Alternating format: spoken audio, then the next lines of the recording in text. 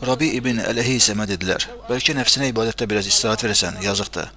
Elə onun rahatlığı üçün çalışıram, dedi. Bəlkə nəfsinə biraz istirahət verəsən, yazıqdır, dedilər. Elə rahatlığı üçün çalışıram. İmam Əhməddən soruşdular, bir müsəlman özünü nə vaxt tam rahat hiss edəcək, dedi. Ayağını cənnətə qoyduğu andan, əməllərimin qəbul olunduğu müjdəsini almadıqca, əməl dəftərim sağ əlimə verilmədikcə, gözüm Peyğəmbərimi görüb sevmədikcə, qəlbin dərd kədəri gedən deyil. Bir nəfərə çox ibadət etdiyi üçün qınadıqda belə cavab verdi. Bu dünya var idi, amma mən burada yox idim. Bu dünya var idi, amma mən burada yox idim. Bu dünya yenə olmağa davam edəcək, amma mən bu dünyada olmayacağam. Bu dünya var idi, amma mən burada yox idim. Bu dünya yenə olmağa davam edəcək, amma mən bu dünyada olmayacağam. Həyatımın günlərini boş keçirmək istəmirəm. Namaz yatmaqdan xeyirlidir.